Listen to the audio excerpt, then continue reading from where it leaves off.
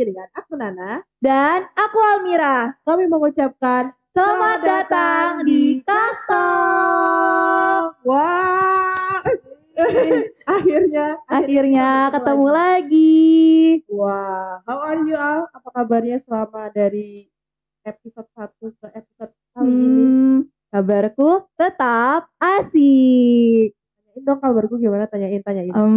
Gimana kabar kamu, Nak? Tetap asik. Loh, kok asiknya kayak menurun gitu? Kenapa tuh? Karena apa ya? Karena capek aja sih sebenarnya. Siapa sih yang nggak capek di semester ini gitu? Kita sudah beranjak ke semester 3. Wah, udah kayak gak nyangka udah semester 3. Betul. Dengan segala kelelahan yang ada. Dan tapi segala tugas-tugasnya. Ya, kita tetap menemani Kalis. Betul. Setuju. Kita nggak akan pernah meninggalkan Kalis. Kalis tetap lihat. I love you. Disayang Nana, disayang aku juga. Oh, salting. Anyway, aku udah bilang tadi karena banyak tugas gitu ya. Betul. Kita kan sometimes pengen hiburan gitu, dan hiburan yang paling dekat dengan kita yang mahasiswa dengan banyak sekali agenda tidak bisa pulang ini adalah sosmed. Ya, kayak apa-apa dikit-dikit buka sosmed, kayak setiap updatean kalau misalnya kita pergi kemana kayaknya gak asik gitu, atau kayak waduh, kayak kurang gitu kalau misalnya nggak buka sosmed, ya nggak sih? Setuju. Kayak itu adalah sesuatu yang paling dekat dengan kita, hiburan yang paling cepat bisa kita akses gitu. Kalau misalkan nggak buka sosmed mau apa lagi? Betul. Kita nggak punya hiburan lain gitu loh. Apa ya? Betul. Tapi sebenarnya aku tau gak gimana ya ngomongnya, capek aja sih, kan udah capek nih, terus kita buka sosmed mau cari hiburan. Tapi yang terjadi di sosmed yang kita buka tuh gak semuanya fun. Bahkan banyak yang tragis. Iya, betul. Karena kayak setiap kita suka, kita mau cari hiburan, sosmed. Tapi kalau misalnya kita lagi capek, berduka, kita sedang sedih, mau curhat, sosmed lagi. Nah, kalau kasus kamu gimana, Nina? Ya mirip-mirip sih, misal kayak aku capek terus mau cari hal-hal lucu atau cari sesuatu yang fun gitulah di sosmed, tapi kan FYP, FYP ya, FYP betul. itu tuh kadang-kadang tuh nggak semuanya fun. Terus tiba-tiba aku kan sering ngikutin berita-berita gitu kan, kadang-kadang tuh yang masuk FYP ku tuh ya kasus-kasus yang viral atau berita-berita yang lagi happening, dan berita yang happening atau kasus-kasus viral itu mayoritas apa ya, kayak gak semuanya positif gitu. Maksudnya vibes-nya bisa kayak kadang-kadang tiba-tiba kayak kemarin aku buka sosmed tiba-tiba ada korban dimutilasi. Itu kan kayak ya ampun, betul. Apalagi kayak kita sebagai kajian strategis, kadang kalau misalnya program kerja buka sosmed buat nyari berita-berita. Dan setuju. Ya sayangnya berita-berita yang kita terima tidak selalu bersifat positif gitu. Cukup mengurangi rasa hiburan gitu ya, Nak. Setuju. Anyway, kenapa sih kita openingnya lama banget? BTW kita kan nggak mungkin ya. Betul. Aja. Apalagi ini kayaknya topiknya bakalan sangat menyenangkan. Wah, semenyenangkan itu. Pasti ada temannya nih. Betul. Ada bintang tamu spesial lagi. Iya. Siapa tuh Al? Siapa ya? Langsung sambut aja kayak gimana. Boleh, Nak. Halo, Mas Haris. Halo, teman-teman Kalis ya? Ya, Kalis. Sama dulu ya. Boleh. Halo teman-teman Kalis. Selamat malam. Oh, boleh. Selamat malam. Halo, Kalis. Boleh diperkenalan diri secara singkat dulu, Mas. Aku Haris dari mahasiswa psikologi Universitas Muhammadiyah Surakarta. Saat ini semester 5. Untuk kegiatan organisasinya sebagai kepala bidang Kastrat Kajian Strategis dan Wow, luar biasa sekali ya. Dan FYI gitu, Mas Haris ini bukan hanya seorang mahasiswa psikologi aja atau ketua bidang ya, tadi ketua bidang Kastrat, tapi kalau aku lihat di sosmednya cukup aktif juga ya, Mas.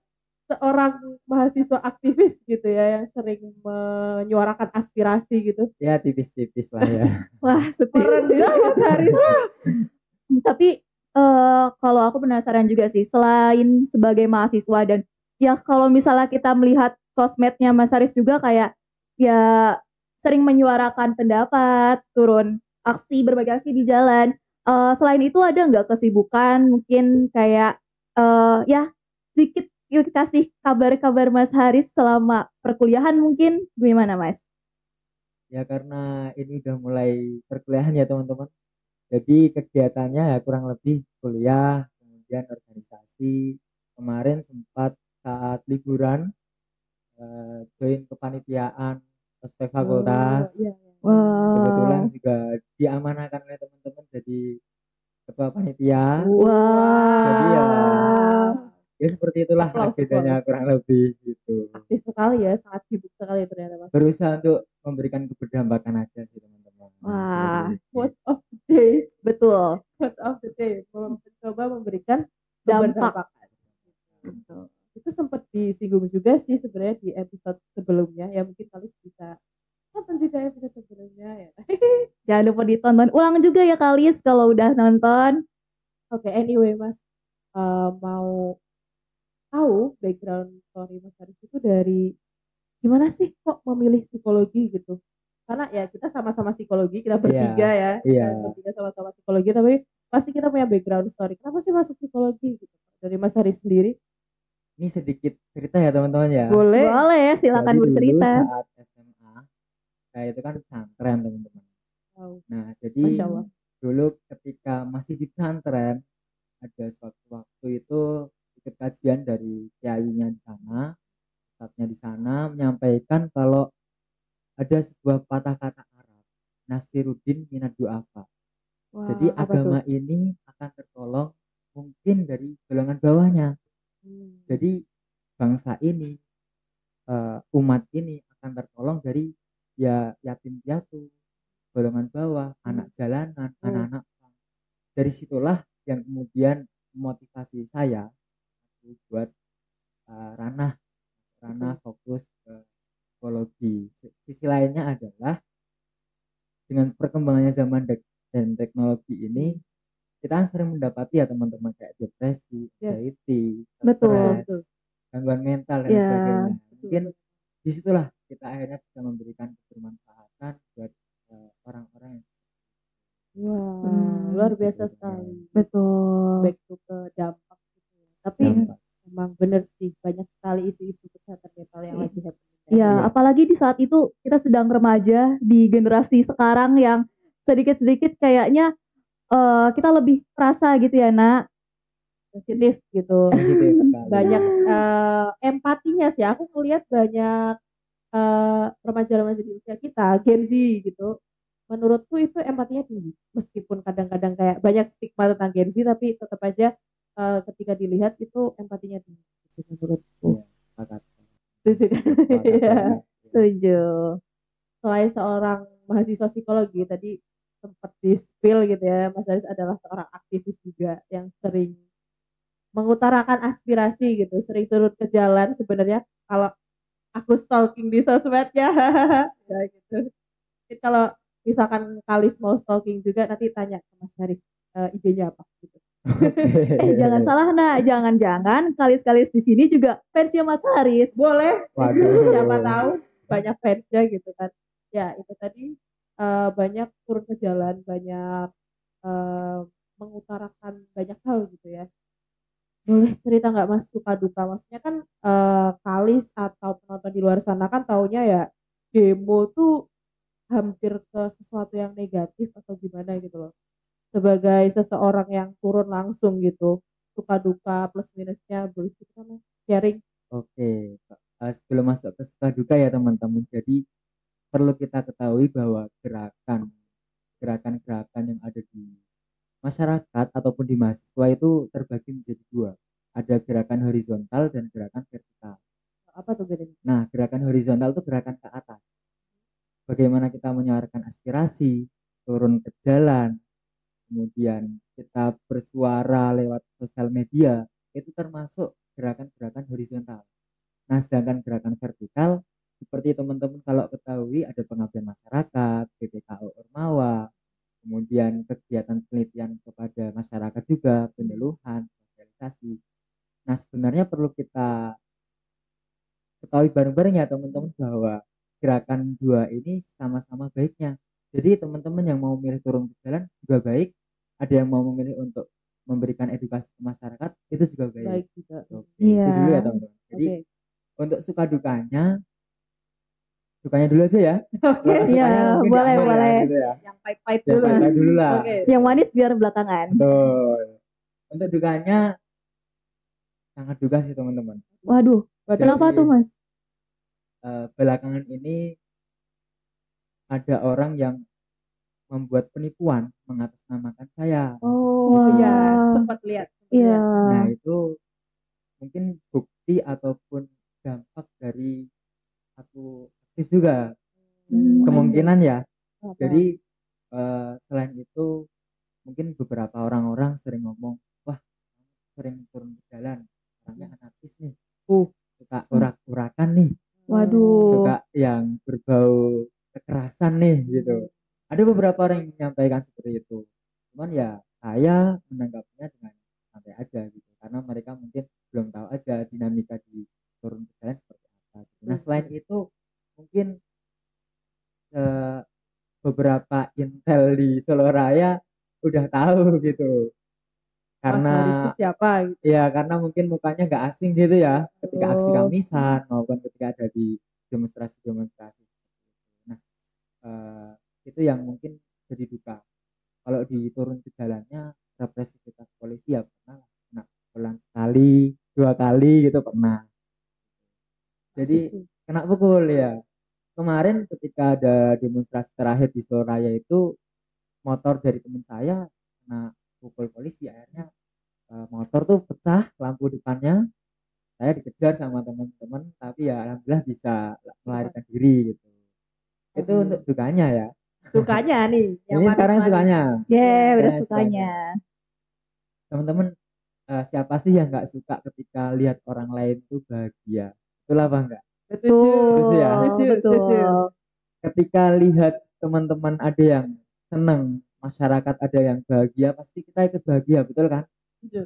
Nah, itulah yang saya rasakan ketika akhirnya bisa berjejaring sama teman-teman yang satu visi, kemudian ada bertemu masyarakat yang juga mungkin butuh bantuan mahasiswa. Kita juga perlu sadari bahwa mahasiswa kan agent of change, teman-teman.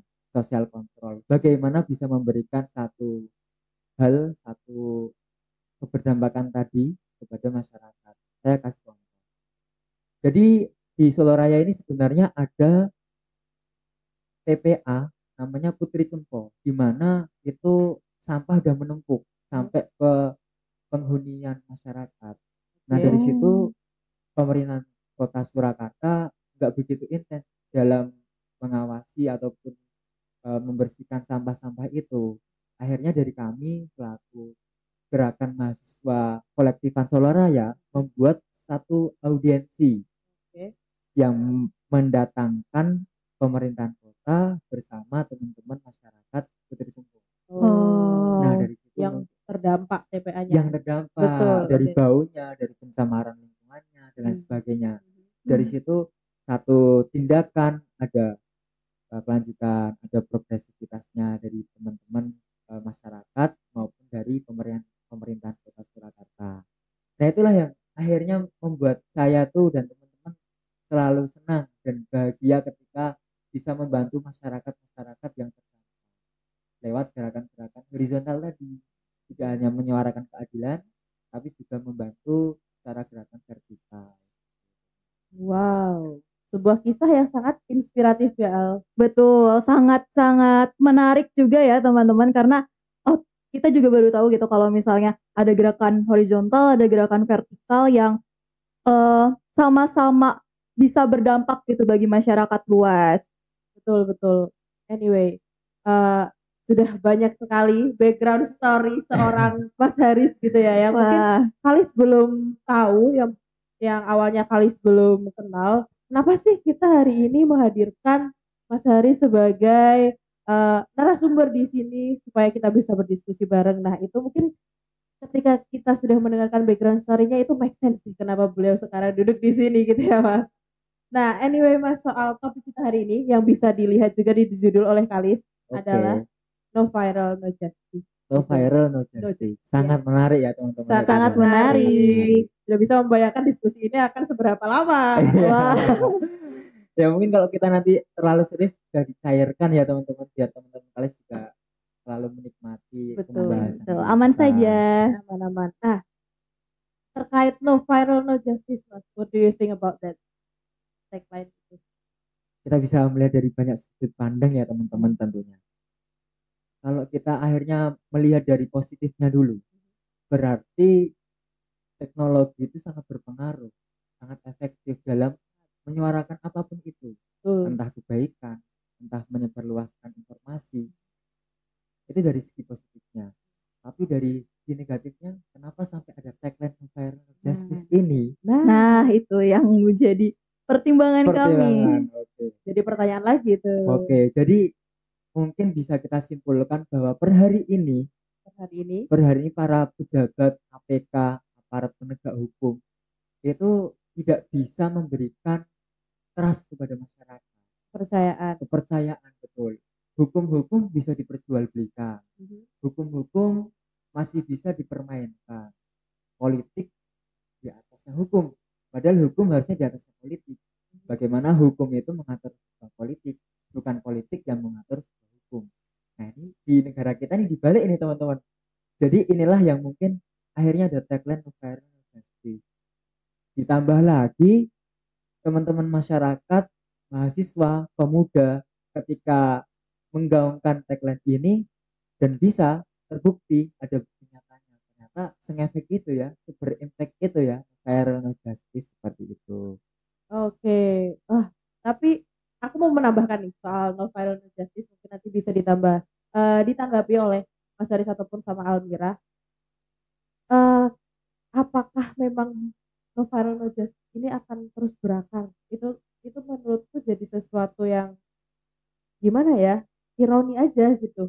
Kenapa kita yang seharusnya bisa mendapatkan keadilan, gitu, kita bisa merasa aman, ketika kita ada sesuatu yang menimpa kita dan kita mau mencari keadilan itu, kita harus nunggu diviralkan dulu. Ya kalau viral, kalau enggak gitu.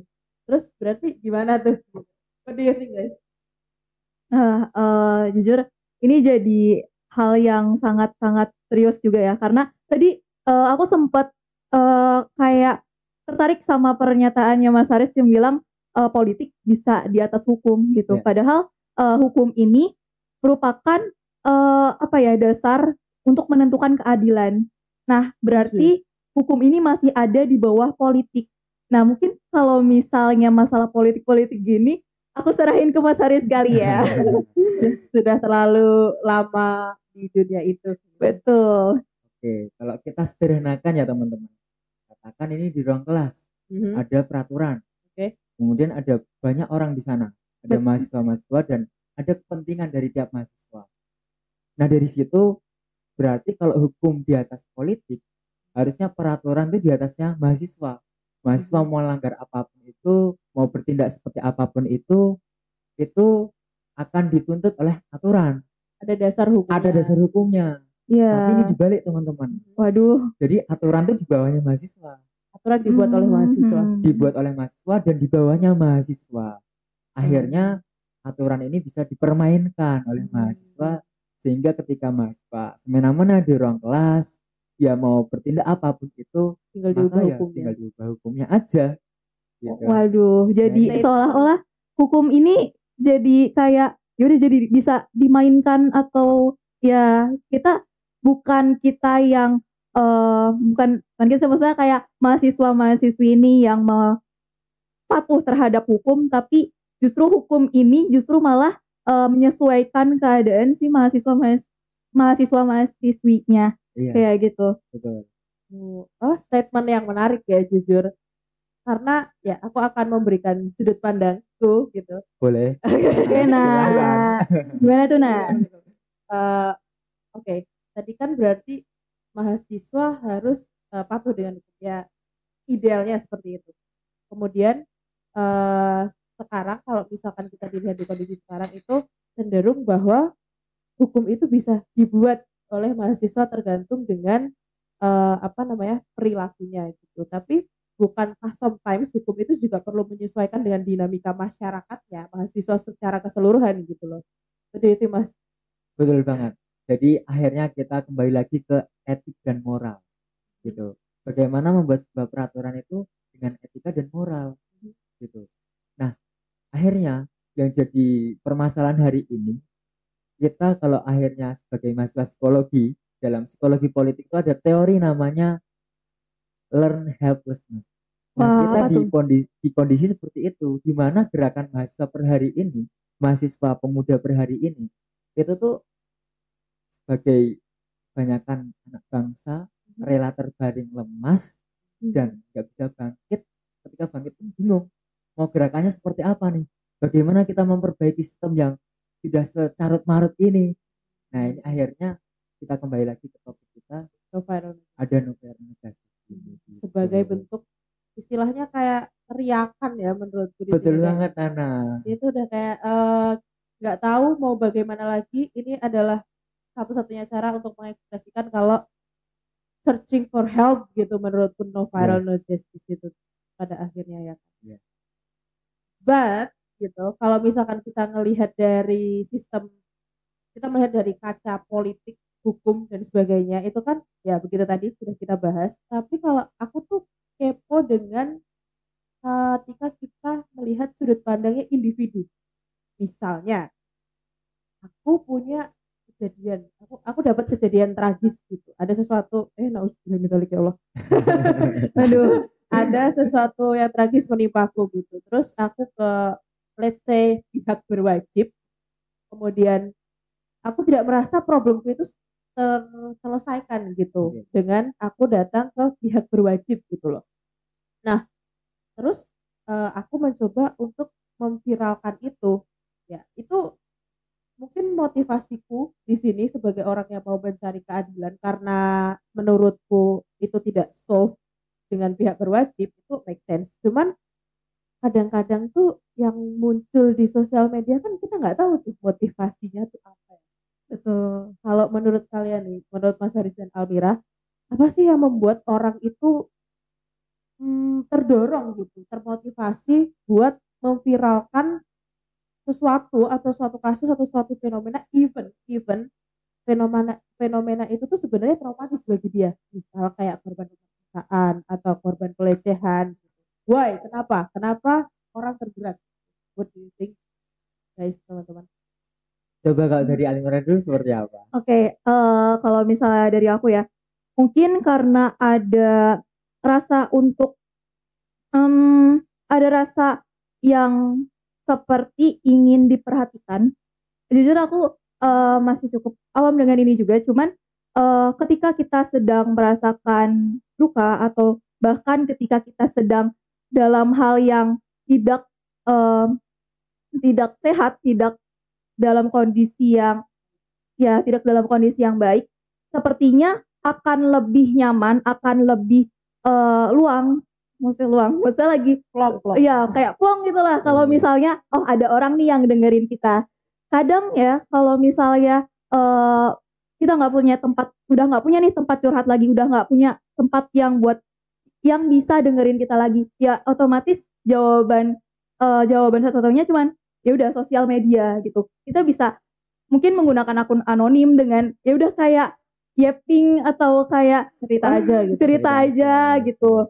Jadi dengan harapannya baik itu didengarkan, dibaca atau barangkali ya diperhatikan, nantinya juga akan ada kalau misalnya komentar-komentar dari yang lewat ketika bisa FYP atau mendapatkan komentar yang menyemangati atau memotivasi lebih lanjut, itu kan jadi lebih ada rasa kalau misalnya disetujui dan ya ada orang bersamanya gitu. Iya, ada yang oke, kita bareng-bareng, kita bisa kok menyelesaikan ini bersama. Kamu tidak sendiri, seperti itu menurutku. Good. Kalau menurut Mas Haris gimana? Sebenarnya aku juga sepakat ya sama yang disampaikan Almira, cuman aku coba kasih pandangan yang lain bahwa no viral no justice atau kita memviralkan sebuah isu kasus itu sebenarnya nggak hanya untuk minta keadilan aja. Jadi ada 3 hal teman-teman. Kalau saya akhirnya menyimpulkan, yang pertama memang memohon dan meminta keadilan. Yang kedua karena agar isu kasus itu tidak terjadi lagi, tidak terulang lagi. Terus yang ketiga agar adanya pencerdasan bagi masyarakat. Oh, Nah ini saya kasih contohnya, Oke. boleh teman-teman Oke, ya? boleh. Oke, jadi kalau keadilan ya kayak yang sedang teman-teman biasa dapatkan di media sosial, ada KS kekerasan seksual, mungkin hubungan antar teman atau antar pasangan, KDRT dan lain sebagainya, itu bisa menjadi satu hal yang menuntut keadilan ketika itu tidak didapatkan. Kemudian untuk mengulang atau agar kasus-kasus isu ini nggak terjadi lagi, itu contohnya kayak di kasus-kasus HAM. Waduh. Nah kita Gimana tuh? ada remembering, kayak Hmm. contohnya September Hitam nih teman-teman. Apa tuh Mas? Nah. September Hitam mungkin kali nggak ada. Ada yang belum tahu. Oke, September Hitam itu rangkaian peristiwa yang terjadi dari zamannya Soekarno sampai zamannya Soeharto. Ada tragedi Semanggi 1, Semanggi 2, kemudian Pendeta Yeremia, ada pembunuhan Munir. Nah, itu kasus-kasus HAM yang harapannya dari situ nggak terulang lagi, nggak ada Afan kedua, nggak ada mungkin Marinah. Itu salah satu juga tokoh buruh di daerah Jawa Timur yang terkena dulu rezim Soeharto pernah membunuh tanpa diketahui sampai sekarang. Di situ pun juga jadi salah satu orang yang terkena dampaknya. Jadi harapannya dengan kita adanya September Hitam, adanya aksi Kamisan ataupun yang kita viralkan itu tidak terulang lagi kasus-kasus seperti itu. Nah terus yang ketiga tadi pencerdasan. Kalau teman-teman tahu dulu ada salah satu tokoh politisi DPR RI namanya Pak Bambang Pacul. Iya. Oke. Saya sepakat dengan statement Pak Bambang Pacul bahwa beliau menyampaikan, Pak Mahfud, kalau Bapak mau menaikkan atau istilahnya klik nih, oke nih kita angkat bareng-bareng, kita kawal bareng-bareng undang-undang perampasan aset. Oke. Itu jangan di sini, jangan di para DPR, karena ya isinya ke ketua partai. Nah ini kan salah satu bentuk dapurannya DPR kita, Dewan Perwakilannya rakyat kita ini. Nah menurut aku ini bisa jadi salah satu penjelasan ketika kita viralkan, kita sharekan ke teman-teman bahwa oh ternyata kondisi DPR per hari ini tuh seperti ini ya teman-teman ya. Bahwa ya mereka atas mungkin perintah dari yang atas atau beberapa golongan saja. Jadi viralisasi sebenarnya luas gitu teman-teman, tergantung konteks dan tergantung tujuan dari itu semua. Setuju. Aku sangat setuju tadi soal mencerdaskan gitu ya. Karena menurutku sometimes no viral no justice, entah kasus apapun itu yang diviralkan, fenomena apapun itu yang diviralkan, kayak even itu tuh sangat politik gitu ya, yang beberapa orang mungkin tidak mau menyentuhnya. Ada kan orang seperti itu gitu. Tapi sometimes itu juga buat reminder untuk kita gitu. Kayak yang contoh HAM tadi, harapannya gitu kan itu tidak terjadi lagi di kemudian hari gitu kan. Terus soal yang DPR tadi itu kan aku memandangnya lebih ke seperti ini, dengan kita tahu seperti itu kasusnya, gambarannya, apa yang terjadi di dalam sana, one day ketika generasi kita saatnya duduk di sana, hope harapannya tidak mengikuti jejak yang sama gitu. Jadi bisa better gitu. Nah itu menurutku no viral no justice bisa jadi refleksi juga untuk kita, apalagi kita di generasi yang katanya bakalan menyukseskan Indonesia Emas 2045. Wah, udah berapa tahun lagi ini ya? 20 tahun lagi ya. Iya, betul. Dan pada saat itu generasi kita yang duduk di sini mungkin udah berbeda. Menurutku no viral no justice yang kita lihat di sosmed, yang kita pelajari itu bisa untuk refleksi diri kita. Gimana sih kita nanti ketika di posisi penting, bagaimana kita harus bertindak, bagaimana kita harus mengambil keputusan gitu. Menarik Betul menarik. betul Ya, menarik sekali. ya kayak perkataannya Soekarno, Wah, apa tuh? garis merah, Eh, jangan sekali-kali kali melupakan melupakan sejarah. Setuju. Kita bisa belajar dari situ ya teman-teman, karena Setuju. sejarah akan terus berulang. Betul, apalagi sekarang kalau misalkan kita ngomongin novel no justice itu kan ke sosial media, jejak digital itu nggak akan pernah hilang Sepakat Nana. dan kita nggak akan pernah bisa, kita akan bisa terus belajar dari situ. Beda dengan kita sekarang belajar sejarah ya paling buku sejarah arsip bahkan tua ya kalau kita mau baca harus pakai pinset gitu kan. Betul. Mungkin di 2045 sejarah yang dikenal oleh anak-anak nanti bukan cuma sekedar lembaran buku pelajaran sejarah, Ya. tapi arsip digital itu tidak akan pernah hilang. Betul. Tapi nih nak, kayak ngomongin soal arsip sejarah atau arsip-arsip yang memang jejak digital. Biasanya kalau misalnya ngomongin jejak digital atau kayak ya jejak digital itu kadang tuh ada apa ya, ada dasar-dasar yang justru malah ke negatif gitu. Kadang Namanya beberapa hal ya, misal kalau misalnya yang namanya kita psikologi ikutan di PIO atau ingin dalam proses lamar kerja, pasti kan ada jejak digital, ada kayak kamu tuh pernah melakukan apa, pernah terlibat dalam hal apa, dan kadang-kadang tuh beberapa jejak digital ini justru malah eh, bersifat negatif dan justru malah membuat kita menjadi terbatas gitu loh untuk bisa melamar pekerjaan dan ya hal seperti itu gitu, karena kita udah kena jejak digital nih. Nah, dari jejak digital itu juga aku menemukan beberapa kasus yang sayangnya ini merupakan anak-anak muda atau kayak ya seperti kasus-kasus yang tadi yang sempat kita singgung juga, kayak tadi kasus mutilasi itu kan menjadi jejak digital yang sangat krusial ya bagi orang tersebut. Nah, bagi pelakunya dong, ya korbannya kan bagi udah nggak ada. ya bagi pelakunya maksudnya kayak gitu. Nah, eh, dan kadang kan sama-sama ada keviralan di situ, no viral no justice. Tapi adanya keviralan ini justru kadang malah jadi framing. Kita malah I kayak see.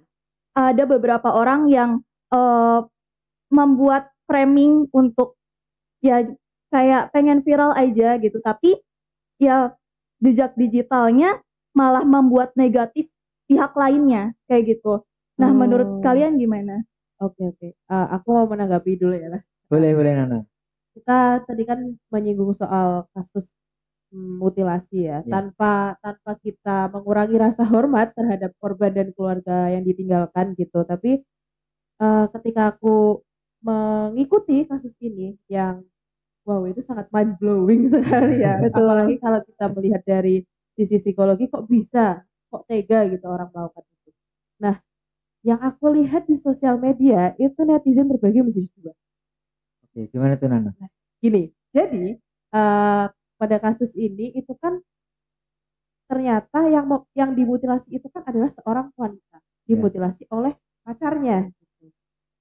Nah di situ tuh mulai timbullah itu jejak-jejak digital dari korban gitu, kayak yang dulu sering bikin video sama cowoknya, terus banyak yang kasih konteks dulu itu bahkan belum menikah tapi bisa seberani itu, bisa sedekat itu gitu, bisa frontal itu gitu. Nah banyak yang mulai lost respect gitu dan mengatakan bahwa ya dia deserve it gitu. Ya menurutku itu tidak menjadi pembenaran gitu ya untuk mengatakan bahwa dia pantas diperlakukan seperti itu, karena tidak ada manusia yang pantas diperlakukan seperti itu. Itu bahkan mengerikan lah membayangkannya gitu. Tapi ada juga yang mengatakan bahwa itu eh, mau bagaimanapun masa lalunya, mau bagaimanapun dia sama cowoknya itu tidak menjadikan kita jadi eh, tidak punya empati ke dia yang sudah menjadi korban gitu. Kalau dari Mas Haris gimana Mas? Kalau dari aku tadi nyambung dari omongannya Almira ya, bahwa orang motivasinya atau motifnya untuk istilahnya viralkan sebuah isu dan kasus itu mungkin terbagi jadi 3 teman-teman. Wah, apa Apa tuh? aja? Yang pertama karena empati dan moral. Mm-mm. Kedua karena tadi karena pengen viral, Oke. Yang istilahnya satunya? memanfaatkan kondisi ini. Mhm. Yang ketiga benar-benar memohon untuk dukungan Justice. gitu, justice, keadilan, betul. Jadi yang dukungan dan moral dan etika itu ya kita sepakat ya teman-teman ya bahwa ini semua ya karena moral empati kita selaku ya sesama manusia yang makhluk sosial, kita saling Betul. membantu, termasuk ketika kita FOMO atau dalam bahasa psikologinya konformitas, itu nggak masalah sama sekali teman-teman, ketika kita harus menyuarakan. Nah kemudian yang untuk viral ini dia pengen mengangkat namanya, mengangkat akunnya, mengangkat ya semua segala macam Branding kepentingan dirinya itu ya kita akhirnya juga ambil dari sisi psikologinya, mungkin bisa dikaitkan dengan self presentation, bahwa dia ingin nge-branding tadi, akhirnya orang-orang oh ternyata berita-berita aktual ada di dia nih, sehingga sisi lainnya dan sisi negatifnya ini bisa kena tren tadi, ikut muncul tuh. memanfaatkan Karena memanfaatkan dimanapun, kondisi. betul, dimanapun apa namanya ada sesuatu yang viral, ada sesuatu yang naik gitu, pasti pasti banget ini, pasti itu hal negatifnya tuh ikut. Nggak Iya, mungkin enggak gitu, iya, sebaik betul. apapun orangnya. Ya, selalu ada jejak-jejak yang kayak biasanya tuh netizen bener-bener kayak the power of netizen. Kayak sekalinya ada kasus bener-bener sampai ke akar-akarnya tuh Akar-akarnya. bener-bener dibahas juga. Nah, tapi itu aku jadi kepikiran sesuatu karena framing terus apa hal-hal negatif jejak digital yang tidak bisa kita hilangkan itu tadi. Sometimes yang kita lihat kan pada akhirnya bukan kenyataannya. Iya, Betul. betul, Yang betul, kita betul. lihat di sosial media kan belum tentu adalah apa yang sebenarnya terjadi. Dan oke, tadi Mas Haris ngomong FOMO itu sometimes FOMO itu nggak masalah. Ya memang tidak masalah, apalagi kalau itu kaitannya kita menyuarakan keadilan gitu kan.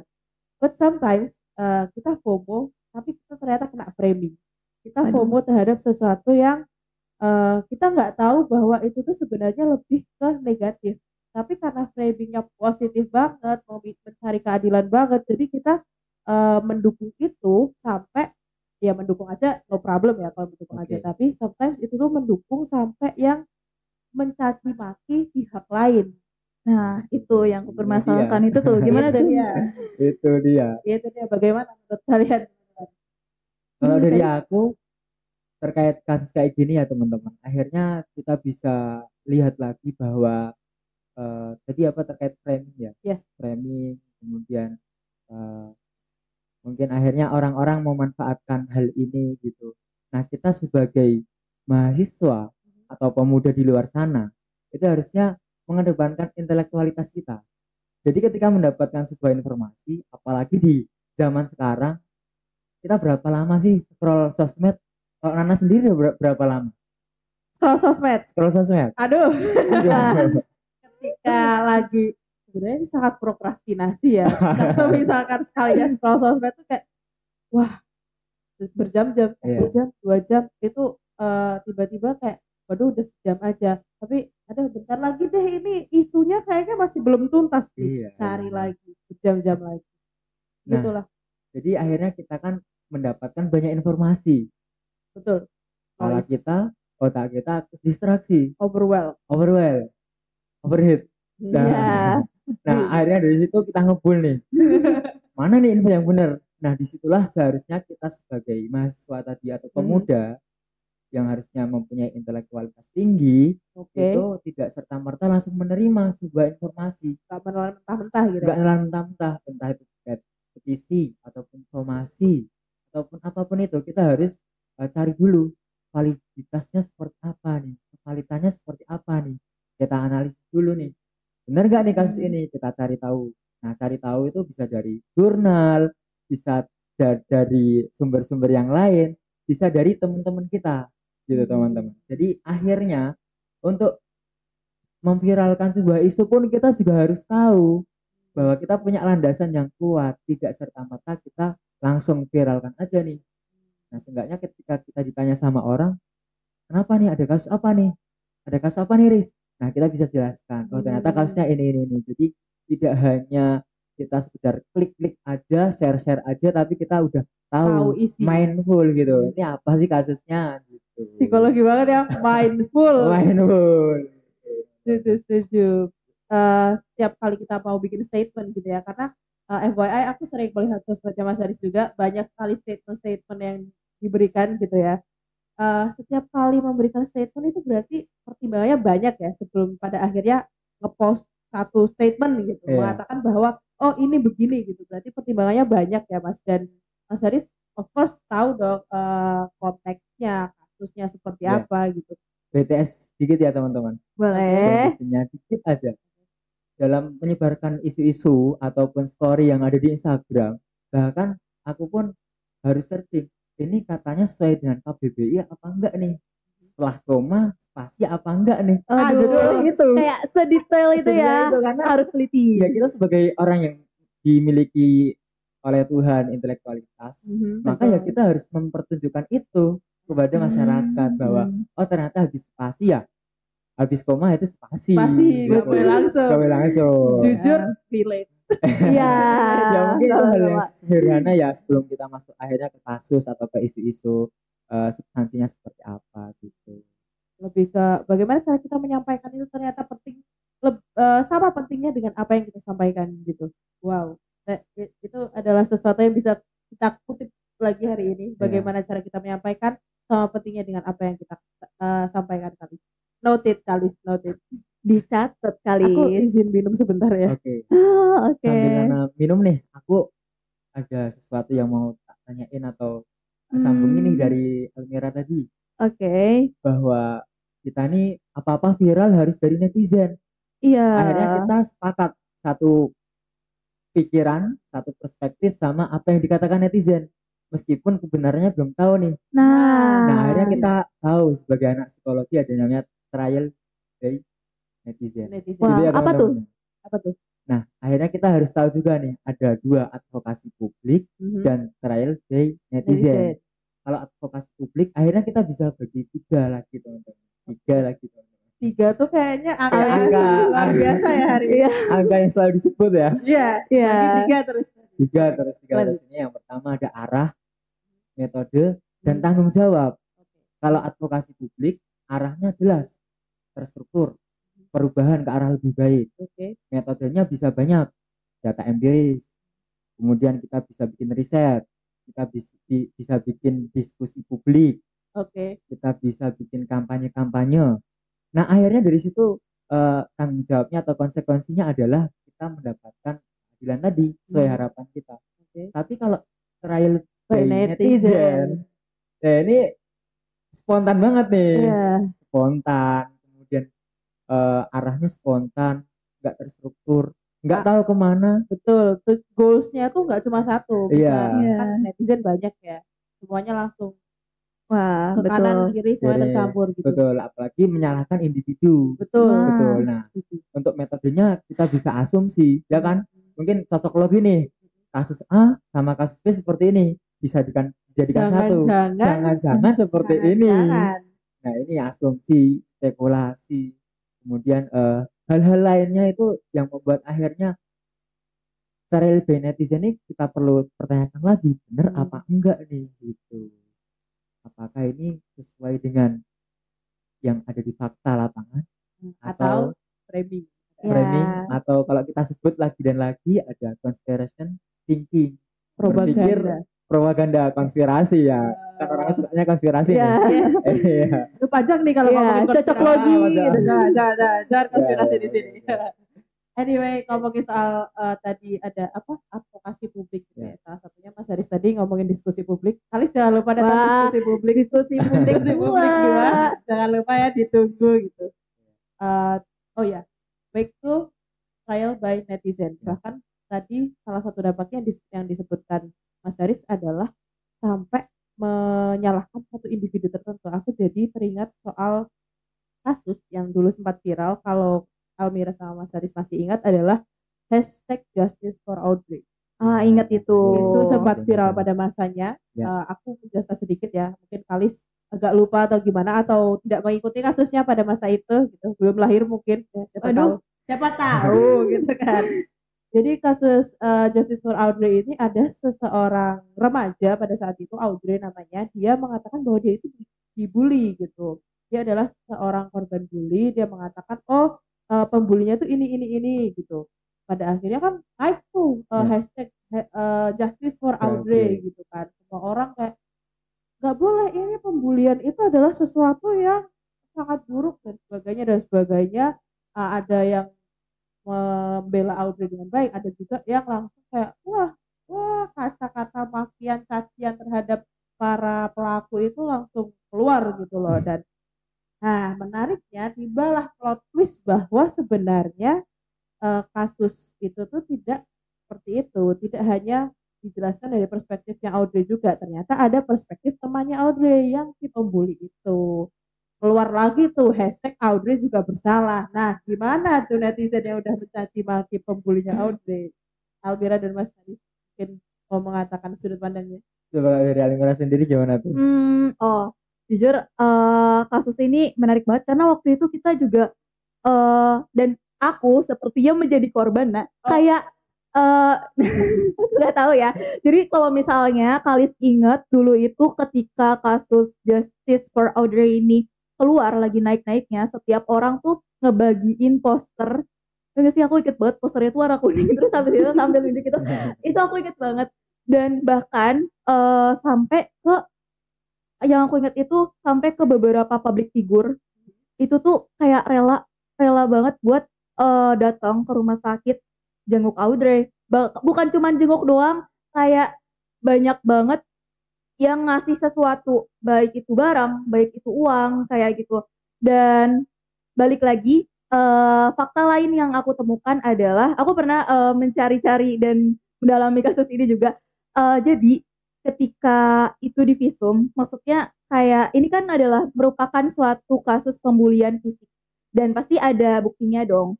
Seperti yang memang dikatakan oleh Audrey sebelumnya ya sebelum dan ketika kasus itu viral, kasus Justice for Audrey ini viral terlebih dahulu, itu tuh banyak yang bilang kalau misalnya harusnya ketika kasus pembulian dengan fisik gitu terhadap fisik itu kan pasti ada bekasnya, ada ya balik lagi ada yang bisa diketahui dan bukti-buktinya gitu, tapi ternyata hasil visumnya menunjukkan bahwa tidak ada yang tidak ada yang terlihat dari kekerasan tersebut gitu. Jadi bukti-bukti dari bentuk kekerasan fisiknya itu tidak terlihat jelas. Nah, iya. Nah, tapi balik lagi ada yang ketika aku membaca ini sebenarnya kayak lebih di blog gitu sih. Pasti ada pendapat orang lain yang justru ini aku mungkin gak tahu keluar atau enggak. Mungkin kalau misalnya memang banyak orang yang ya memang berempati karena itu kasus kekerasan gitu kan, kasus kekerasan pada anak remaja saat itu Audrey masih SMP. Dan ketika di visum itu nggak ada buktinya, banyaklah masyarakat yang tahu kalau misalnya Audrey ini tuh terlalu membesar-besarkan situasi. Dan ketika perjalanan kasusnya juga ditemukan fakta bahwa ya Audrey ini bukan cuma sebagai korban satu-satunya, karena ya dasar dari kasus tersebut adalah pertengkaran gitu ya, namanya pertengkaran remaja karena cinta dan sebagainya gitu. Mungkin kalis-kalis kalau misalnya baru tahu kasus ini juga coba di-recheck lagi artikel-artikelnya, masih banyak kalis. Dan menurutku, dan aku sebenarnya agak setuju juga kalau misalnya ini benar atau salah, aku nggak tahu. Karena ada yang berpendapat demikian juga. Walaupun kasus ini tidak memiliki bukti yang kuat, tidak memiliki bukti yang jelas gitu, apalagi dari hasil visum, tapi tidak membenarkan pelaku ini untuk melakukan kekerasan. Tapi balik lagi tidak membenarkan Audrey juga yang mungkin sebagai korban, kalau misalnya korban ini benar-benar bersalah gitu, karena bisa jadi ya sebaliknya gitu, kayak korban ini juga pasti memiliki apa ya, punya dasar yang membuat pertengkaran itu bisa terjadi kayak gitu. Ya mungkin itu menurut aku. Boleh silakan Mas Haris. Cukup panjang ya, mohon maaf. Iya, It's okay, it's okay. jadi kan akhirnya ada dua perspektif gitu ya Mhm. teman-teman, dua pandangan. Nah kalau kita flashback dulu di pilpres itu kan juga banyak ya yang kena trial by netizen ini ya. Yes. Ya itu akhirnya kita juga harus mengaca eh, mungkin salah satu tokoh yang sedang digaung-gaungkan oleh anak muda, Siapa Siapa? tuh? Ferry Irwandi. Wah, kenal. Nah, Ferry Irwandi inilah yang kemudian saat di TV nasional menyampaikan bahwa ketika kita mendapatkan suatu informasi, ya kita harus cari tahu dulu data empirisnya. Betul, Ada setuju. buktinya nggak nih? Setuju. Ada videonya nggak nih? Ada artikelnya yang valid nggak nih? Nah dari situ akhirnya kita bisa memberikan sikap dan pandangan. Nah jadi kembali lagi ke pembahasan yang kita sebelumnya, jangan serta-merta kita ikut-ikutan aja, tapi ya kita punya basis data tadi. Betul. Gitu teman-teman. Kita harus research dulu kalau kita mau mengeluarkan statement, kita mau setuju terhadap suatu pihak atau sesuatu, gitu harus by apa ya, bukti gitu. Kita harus tahu buktinya, kita harus tahu kasusnya, dan kita harus tahu reason. Yang paling penting adalah reason. Alasan kenapa kita berdiri di situ gitu. Untuk kenapa kita mengeluarkan statement itu, reasonnya apa sih alasan kita sebagai individu gitu. Kalaupun misal statement itu dikeluarkan oleh instansi, ya apa reason atau alasan instansi itu mengeluarkan statement seperti itu. Jadi kembali lagi ya, seperti pembahasan kita adalah banyak-banyak mencari data kebenaran apa sih yang sebenarnya terjadi. Tidak serta-merta kita bisa menelan mentah-mentah apa informasi-informasi noise yang kita dapatkan dari sosial media. Betul. Setuju kan ya? Setuju. Bahkan ya kayak literasi digital juga sudah mulai menjadi kurikulum kalau nggak salah di SMP SMA gitu ya. Nah betul. Kalau misalkan, sebenarnya kita agak kepanjangan gitu ya. Last but not least gini, kita refleksi diri gitu ya. Apa yang bisa kita lakukan sebagai mahasiswa, terutama mahasiswa psikologi sih lebih tepatnya. Tapi generalnya sebagai mahasiswa, apa yang bisa kita lakukan tentang viral dan non viral ini? Bagaimana kita yang nantinya kita akan menjadi tokoh-tokoh yang berperan sangat penting gitu ya bagi bangsa ini. Apa yang bisa kita lakukan? Mungkin dari Alvila. Dari Mas Haris dulu boleh? Oke, boleh. Kalau dari sisi mahasiswa, apa yang harus kita lakukan itu sebenarnya sangat mudah teman-teman. Sederhana. Apa tuh? Mengajak teman-teman untuk menyadari bahwa kondisi negara ini sedang tidak baik-baik saja. Wow. Itu yang pertama dulu teman-teman. Nah setelah itu baru kita cari tahu kira-kira kenapa sih ini harus diviralkan. Kemudian bagaimana kita membuat sebuah diskusi. Kita coba mencerdaskan teman-teman yang lain. Mungkin tadi ada yang turun ke jalan, ada yang lewat sosial media. Ya kayak kastokin sih. Iya, banyak metodenya. Dan kita sampai hari ini pun juga alhamdulillah sudah melakukan itu semua. Harapannya kita semakin masif dan teman-teman masyarakat dari mahasiswa juga itu lebih paham, lebih aware ke kondisi saat ini gitu. Nah, tapi kalau dari segi intelektualitas atau akademisi atau dosen-dosen, yaitu mungkin bisa membuat sebuah jurnal ataupun riset-riset terkait kenapa sih kok sistem Indonesia per hari ini masih sampai saat ini itu seperti ini kondisinya. Harusnya apa ini? Oh, mungkin kita harus reformasi birokrasi. Nggak hanya reformasi secara keseluruhan, tapi juga reformasi birokrasi. Mungkin juga kita harus supremasi hukum.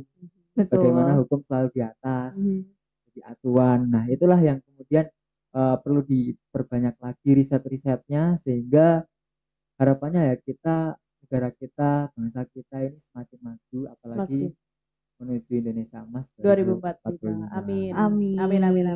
Yes, betul sekali Kalis. Nah, sudah banyak ya yang kita obrolin hari ini. Berapa jam ini nggak tahu lah ini. Berapa menit yang sudah kita lakukan duduk di sini. satu topik no viral no justice aja, tapi kita bisa mendiskusikan banyak hal gitu. Dan aku mau mengatakan sesuatu, apakah ini sebenarnya better menjadi renungan sih. Closing statement, bukan? Close, ya, Oke. mirip closing statement, Mirip makanya closing aku melihatnya statement. ke Kalis. Oke. Ya, apakah no viral no justice sesuatu yang ketika kita mau mencari keadilan atau mau mencari sesuatu yang seharusnya itu sudah di-provide gitu, apakah itu memang harus viral gitu? Apakah no viral no justice akan menjadi akar, akan mengakar di society kita, di masyarakat kita, itu harus menjadi renungan bagi masyarakat di seluruh lapisan gitu ya. Aku nggak ngomongin tentang suatu pihak tertentu atau bagaimana, tapi itu memang Indonesia secara keseluruhan, society-nya, masyarakatnya itu kita harus merenungkan ini. Apakah mencari keadilan itu harus menunggu sorotan gitu. Dan ya kita harus lebih aware dengan apa yang terjadi di sekitar kita, apa yang terjadi di negara kita gitu kan. Untuk kemudian kita bisa melakukan tindakan-tindakan, sesuatu yang of course tentunya tindakan itu, setiap tindakan ataupun statement yang kita lakukan, yang kita keluarkan itu harus evidence based, sesuai bukti, sesuai kebenaran, banyak risetnya gitu. Itu mungkin closing statement dari aku. Selanjutnya dari Almira sebelum kita ke Mas Haris. Oke, kurang lebih sama sih, Nak. Jadi apalagi kita ini sebagai seorang mahasiswa-mahasiswi, sebagai rakyat yang memang ada dalam lingkup keadilan. Keadilan ini sudah mengakar dalam kehidupan kita, ada di Pancasila, ada di undang-undang, dari hukum yang memang berlaku dan ditetapkan. Ya balik lagi kembali ke omongan kita di awal gitu. Jangan tempatkan hukum di bawah, yaitu karena hukum harus ada di atas, dan kita sebagai mahasiswa-mahasiswi, kita sebagai generasi penerus bangsa ya Kalis, kita berperan besar untuk mengubah, untuk bertindak, melakukan perubahan, melakukan keberlanjutan dari apa yang memang positif, dan mengubah apa yang bisa kita ubah dari hal-hal negatif yang keadilan ini masih menunggu keviralan, padahal keadilan itu milik semua bangsa. Oke, jadi ini aku akan serahkan langsung ke Mas Haris saja. Closing statement Mas Haris. Gimana Oke. Mas? Ke Kalis dulu. Dengan berbagai keadaan sekarang ada korupsi, besok represi, entah kapan hukum dapat supremasi. Banyak hal yang nggak kita dapatkan di dunia ini. Tapi satu hal teman-teman, negara kita tidak dibangun atas tiang ratapan, tapi atas harapan. Maka dari itu teman-teman, mulai hari ini semuanya, Kalis, teman-teman yang lain, itu berhenti meratap dan mulai berharap. Wow. Meskipun ada 1000 alasan untuk berputus asa dan menyerah, masih ada 1001 alasan bagi kita untuk berjuang dan menyalakan harapan. Wah. Applause. Applause banget, keren. Gede banget sih ini. Suatu closing statement yang sangat biasa. menarik. Sangat puitis gitu ya. Oke, Betul. wow. Tidak terasa ini adalah akhir dari diskusi kita Iya. hari ini untuk Mas Haris. Terima kasih Sekali ya buat banyak. teman-teman gitu. Terima kasih Terima kasih juga banyak. teman-teman. Sudah bersedia untuk sharing, dan banyak sekali yang kita bicarakan ke kanan ke kiri, semuanya dibahas hari ini Iya. ya. Terima kasih sudah mau meluangkan waktunya, sudah mau menyapa Kalis gitu. Betul? Almira ada yang mau ditambahkan? Udah, aku udah cukup. Oke, kalau begitu Kalis, akhirnya kita harus berjumpa lagi di lain kesempatan gitu ya Kalis. Jangan lupa klik like-nya, klik tombol subscribe-nya, nyalakan loncengnya, komen di bawah tentang pendapat Kalis tentang diskusi ini, no viral no justice. Kalian bisa berdiskusi, mengatakan pendapat-pendapat kalian di kolom komentar. Jangan lupa di-share ke teman-teman, keluarga, kerabat, segala pacar dan sebagainya, supaya bisa berdiskusi bersama. Begitu Kalis. Terima kasih sudah menonton. Yeay, selesai. Aku Nana. Dan aku Almira. Sampai jumpa di Episode selanjutnya. Dadah kali.